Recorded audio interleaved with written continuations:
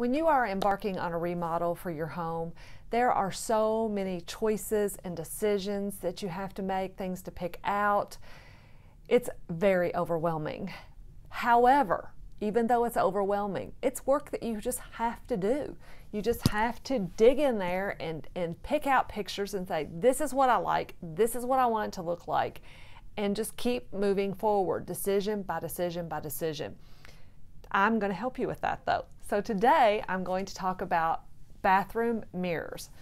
Above your vanity, there's plate glass mirrors, there's framed mirrors, there's medicine cabinets. Which one do you choose and why?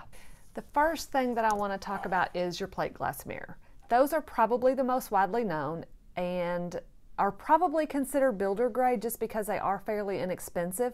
You see them in lots and lots of homes. They're basically just the mirror that gets applied to your wall. You know, there for a while everybody was buying framed mirrors and kind of trying to get away from the plate glass mirrors, but I think they have a lot of merit. So first of all, they have a good price point. Second of all, they're easy to get.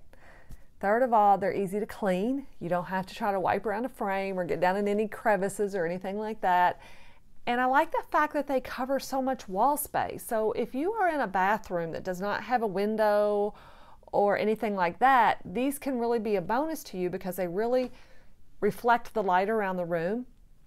And let's face it, you can see more of yourself in that mirror. You can see your shirt and maybe even the top of your pants, where with a framed mirror, you may only be able to see to right here. So I think that plate glass mirrors are not a bad way to go. I will say that there are a few things that I do to make them look more customized. And one of those is that I will take the mirror up the wall higher than the light fixture. So that means that when they cut my mirror, they have to cut a hole in it for the light fixture to sit on, but then I actually set the light fixture on the glass. So I've had that done several times. I do have a picture of it that I'm going to put in my blog today, so you'll be able to go look at that and see what I'm talking about. So that's one thing I do to customize it. The other thing that I will do to customize it is sometimes if I'm putting in custom cabinets, I will have the cabinet maker make just a real simple frame to apply around it on the wall. So yes, it does make it look like a framed mirror, but it's still bigger. And so I do really like that. To buy a plate glass mirror, if I were you, I would just Google plate glass mirror plus your city, and it should bring up places that's what they do. You can call, if you know what size mirror you need, you can call them and tell them, and they will cut it and polish the edges for you so the edges are polished so they won't cut you, and they'll come and install it for you. They use a mastic glue that they put on the back of it and stick it on the wall. So here's my special tip about plate glass mirrors. If you are getting ready to start a bathroom remodel and you have a plate glass mirror now, be ever so careful taking that down off the wall, especially if you have like a double bowl vanity that's 5 or 6 feet long and it has a plate glass mirror along that hole, above that whole thing. Those are very dangerous to remove. If they are very big at all and I'm doing a remodel, I will actually call my plate glass people and have them come out to remove it for me. They have those great big powerful suction cups that they put on them that have handles on them. So they'll put those on them and then they'll heat up the mastic through the mirror and then they'll pull it off in one piece. But if you start trying to break that and a big piece just falls down, it can really do some damage to a leg or an arm. It will cut you badly. So please be very careful with that. The next thing that I want to talk to you about is framed mirrors.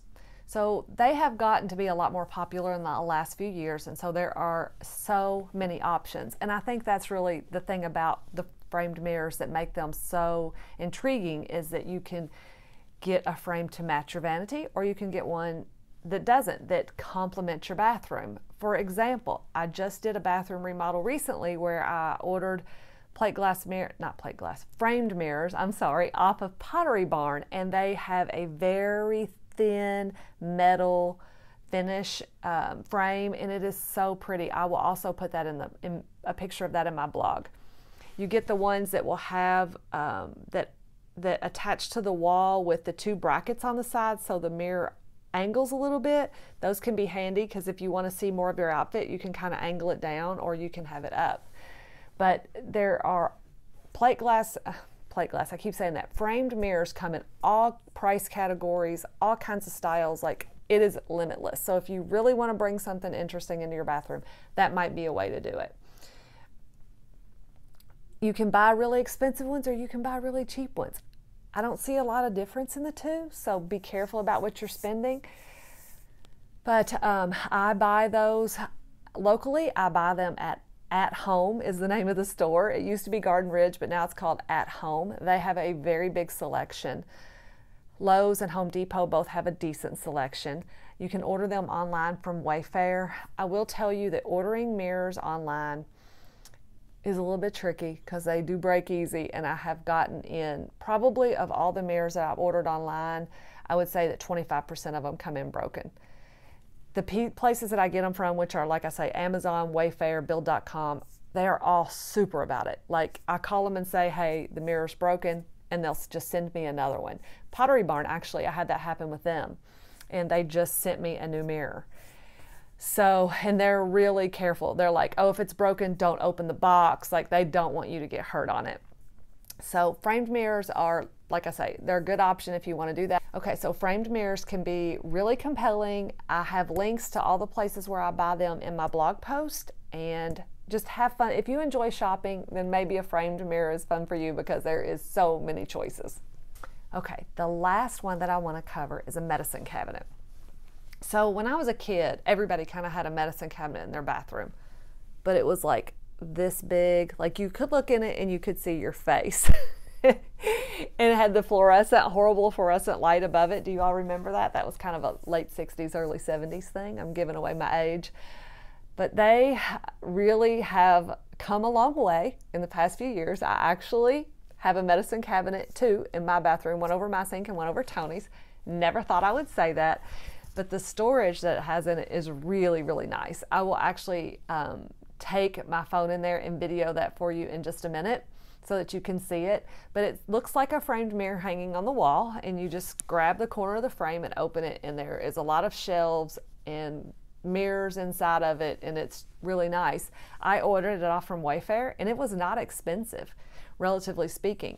Now, it's not huge, and I can't see very far below me. I mean, it's bigger than the ones it used to be, so I will show you that. You can get bigger ones. You can get them that are like up to 5 feet wide that have 3 doors that open on them. They almost look like a plate glass mirror. So those are really kind of interesting. I have bought those online before. I've ordered them from Wayfair. I think the last time that I got one that was probably 48 inches wide by 30 inches tall, I had to order it 3 times before I got one that came in that wasn't broken. So that was kind of tough. That really bothered me. But if it's something that you're determined to have, it's nice. What I want to say to you about medicine cabinets is that there are 2 ways to mount them. You can surface mount them. So you just hang them on your wall. That means they're going to stick out because you have to have room for the shelves in there. The other way is to recess them into your wall. That is how mine are installed. So if you're going to recess a medicine cabinet into your wall, you have to know about it and pretty much have it bought and on hand before you ever start demo. Because as soon as you finish demo, you're going to reframe, and when you frame, you have to have that on hand so you'll know exactly what size to frame out in the wall so that you can just slide it in when it comes time to finish it. And what can get tricky about that is if you're doing it on the outside wall of your house, you're taking out insulation. And I do not recommend that here in Kentucky or any place north of us. And really in the South, it's not a good idea because you want to keep the heat out in the summertime. So you need your insulation in your walls. You don't want to take out a place that big if at all possible. So what I recommend you do is to double frame the wall. So you have one wall framed up that has your insulation in it, and you come inside of that and you frame up a whole nother wall and you put the medicine cabinet in it. That's what we did at our house. I knew I was going to do that from the beginning though, so we had it in our plans the entire time. I don't know any place local to buy medicine cabinets unless you were to go to like Ferguson's or something like that. They may have them. I have not looked for them there or purchased one there, but something makes me think that you could possibly get them there. But I've always bought them online, Wayfair and Build.com. You can probably also get them off of Amazon, but I've not done that. And they also have all kinds of price points. There is a brand name that starts with an R for medicine cabinets, and I don't know how to pronounce it. I can't remember exactly what it is, but they have very high-end mirrors. So they have lights built into them. When you open them up, they'll have a light in them. When you open them up, they also will have a receptacle where you can maybe like plug in your razor or your toothbrush to keep them charging. I mean, they are really high-end. They're really nice. I've actually seen them in people's homes before. They run like $1,600 though. So they're really expensive, but they do have all the bells and whistles. And if that's something that you're looking for, then go for it.